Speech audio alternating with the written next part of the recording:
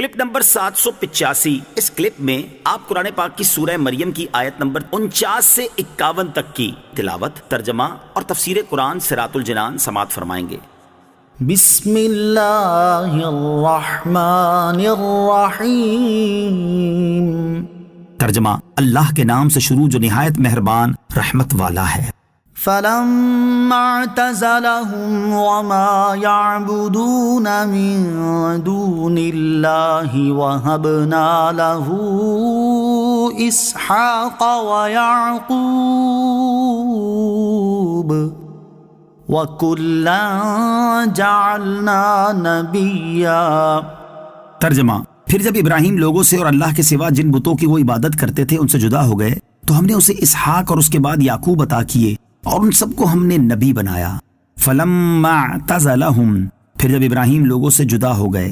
ارشاد فرمایا کہ پھر جب حضرت ابراہیم علیہ السلام مقدس سرزمین کی طرف ہجرت کر کے لوگوں سے اور اللہ کے سوا جن بتوں کی وہ لوگ عبادت کرتے تھے ان سے جدا ہو گئے تو ہم نے حضرت ابراہیم علیہ السلام کو فرزند حضرت اسحاق علیہ السلام اور ان کے بعد پوتے حضرت یعقوب علیہ السلام عطا کیے تاکہ وہ ان سے انسیت حاصل کریں، اور ان سب کو ہم نے مقام نبوت سے سرفراز فرما کر احسان فرمایا۔ یاد رہے کہ حضرت اسماعیل علیہ السلام حضرت اسحاق علیہ السلام سے بڑے ہیں، لیکن چونکہ حضرت اسحاق بہت سے انبیاء علیہ السلام کے والد ہیں اس لیے خصوصیت کے ساتھ ان کا ذکر فرمایا گیا۔ آیت فلما اعتزلهم سے حاصل ہونے والی معلومات۔ اس آیت سے دو باتیں معلوم ہوئیں۔ نمبر 1، حضرت ابراہیم علیہ السلام کی عمر شریف اتنی دراز ہوئی کہ آپ علیہ السلام نے اپنے پوتے حضرت یعقوب علیہ السلام کو دیکھا۔ نمبر 2، اللہ تعالیٰ کے لیے ہجرت کرنے اور اپنے گھر بار کو چھوڑنے کی حضرت ابراہیم علیہ السلام کو یہ جزا ملی کہ اللہ تعالیٰ نے انہیں بیٹے اور پوتے عطا فرمائے۔ وَوَهَبْنَا لَهُم مِّن رَّحْمَتِنَا وَجَعَلْنَا لَهُمْ لِسَانَ صِدْقٍ عَلِيًّا۔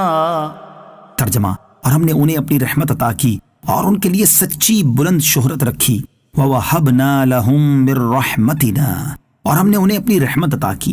ارشاد فرمایا کہ ہم نے انہیں دنیا و آخرت کی عظیم ترین نعمت نبوت عطا کرنے کے ساتھ ساتھ دنیا میں وسیع رزق اور اولاد عطا کی، اور ان کے لیے سچی بلند شہرت رکھی کہ ہر دین والے مسلمان ہوں، خواہ یہودی ہوں یا عیسائی، سب ان کی ثنا اور تعریف کرتے ہیں، اور مسلمانوں میں تو نمازوں کے اندر ان پر اور ان کی آل پر درود پڑھا جاتا ہے۔ حضرت ابراہیم علیہ السلام اور آزر کے واقعے سے حاصل ہونے والی معلومات۔ اس واقعے سے 4 باتیں معلوم ہوئی۔ نمبر 1، حق کی طرف ہدایت دینے والے کے لیے ضروری ہے کہ وہ نرم مزاج اور اچھے اخلاق والا ہو، کیونکہ عام طور پر جو بات سختی سے کہی جاتی ہے سننے والا اس سے منہ پھیر لیتا ہے، البتہ جہاں سختی کا موقع ہو وہاں اسی کو بروئے کار لایا جائے۔ نمبر 2، اپنے سے بڑے مرتبے والے کی پیروی کی جائے۔ یاد رہے کہ اطاعت و فرما برداری میں سب سے بڑا مرتبہ اللہ تعالیٰ اور اس کے حبیب علیہ السلام کا ہے، اور صحابہ و ائمہ دین کی پیروی بھی در حقیقت اللہ تعالیٰ اور اس کے حبیب علیہ السلام کی ہی پیروی ہے۔ نمبر 3، جو شخص دنیا و آخرت میں ظاہری و باطنی سلامتی چاہتا ہے وہ برے ساتھیوں اور بد مذہب لوگوں سے جدا ہو جائے۔ نمبر 4، جو شخص اللہ تعالیٰ کی رضا حاصل کرنے کی خاطر اپنی پسندیدہ چیز چھوڑ دے تو اللہ تعالیٰ اسے اس چیز سے بہت بہتر اور زیادہ پسندیدہ بدل عطا فرماتا ہے، اور اس سے پہلی چیز کے چھوٹنے پر ہونے والی وحشت انسیت میں بدل جاتی ہے۔ وَاذْكُرْ فِي الْكِتَابِ مُوسَىٰ إِنَّهُ كَانَ مُخْلَصًا وَكَانَ رَسُولًا نَبِيًّا۔ ترجمہ، اور کتاب میں موسیٰ کو یاد کرو، بے شک وہ چنا ہوا بندہ تھا اور وہ نبی رسول تھا۔ وَاذْكُرْ فِي الْكِتَابِ مُوسَىٰ، اور کتاب میں موسیٰ کو یاد کرو۔ اس سے پہلی آیات میں حضرت ابراہیم علیہ السلام کی صفات بیان کی گئیں، اور اب یہاں سے حضرت موسیٰ علیہ السلام کی صفات بیان فرمائی جا رہی ہیں۔ دوسرے لفظوں میں ہم یہ کہہ سکتے ہیں کہ خلیل اللہ علیہ السلام کی صفات بیان کرنے کے بعد اب کلیم اللہ علیہ السلام کی صفات بیان کی جا رہی ہیں۔